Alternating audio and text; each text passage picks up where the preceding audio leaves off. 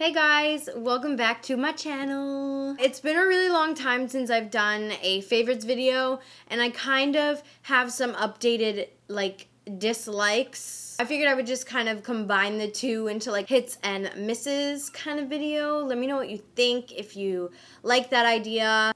If not, I'm sorry.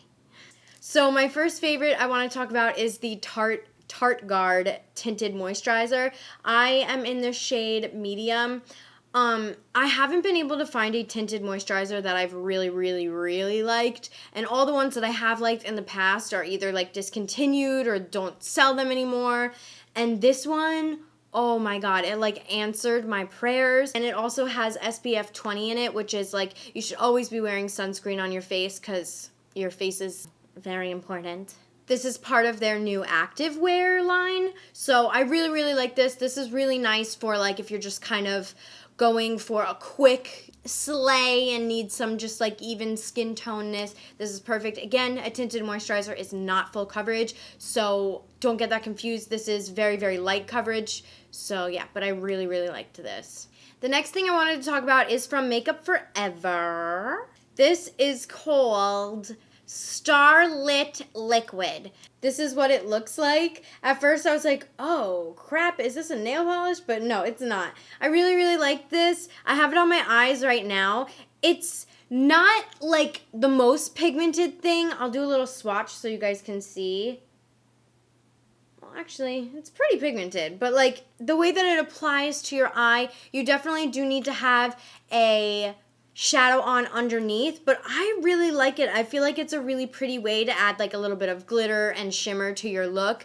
They have a bunch of other colors. This one is called 05. I think I like this one the best, but I really love this. And it also kind of has that wet eyelid kind of look, that trend that's going on. So I'm really loving this guy right here. For brows, my favorite for a very long time has been the Bravo Conditioning Primer. This is what this puppy looks like. It's essentially a primer for your brows, but it legitimately helps your brow hairs grow.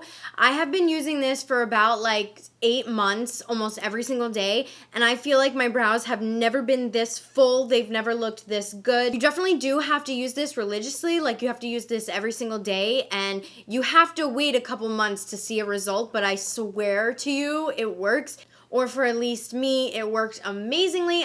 Look at how low I am on this. Oh my god. Okay, so next up we have the Smashbox Photo Finish Primer. I have been using this for almost every eyeshadow look I've been doing. What I'll do, I'll show you guys. I'll spray it on a brush. I spray it on my Dose of Colors concealer brush. Just basically like this. Really saturate the brush. And it makes your eyeshadow intensity pop so much more. It's definitely not a setting spray, a long wear setting spray, but it's really good to spritz if you need a little refreshment or anything like that. And honestly, wetting this with your brush makes any type of shadow pop intensely. Another Tarte product here. This is the Tarte Brighterdayz Moisturizer. It's a highlighting moisturizer. So I really like using this underneath foundation or just on your skin alone. I feel like it adds the prettiest glow to you. And you guys know I love moisturizers. Anything moisturizing, I'm give it to me, give it to me. One more favorite I did have was the Laura Lee Violet Voss collaboration palette. I love this palette so much. I think Violet Voss has the most stunning shadows, and they're super affordable. I just love this palette so much. I've been using it almost every single day.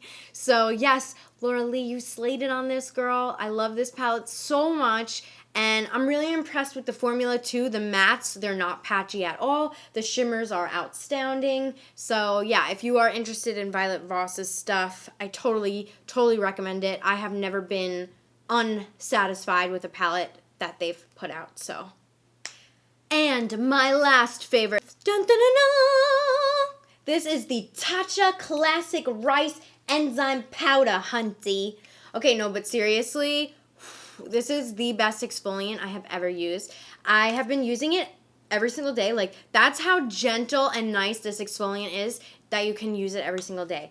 It's made of legit rice enzyme powders. It looks like a translucent powder, but once you get the paste together, it's like, oh, it's the nicest thing. All right, guys, and now for the misses part of the video. These are some products that I was disappointed with or didn't like and didn't work for me. Just because a product doesn't work for me doesn't mean that it won't for you, so don't get offended if I say something that's maybe your holy grail item. And this isn't meant to be rude or obnoxious or anything like that. I just find it educational when I tell you guys why a product doesn't work for me. The first guy we have up is the Nyx New Foundation. This is their Total Control Drop Foundation. I really wanted to like this because I heard such amazing reviews about this, but it just wasn't for me. I didn't like the way that it was blending on my skin.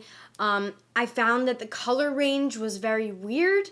Usually I don't ever have a problem finding my correct shade or anything like that, but I had a really, really hard time with that. I also felt like it was really, really watery. I didn't like that. Usually I like love watery foundations, but I don't know. This was just weird. I didn't like the way it was sitting on my face.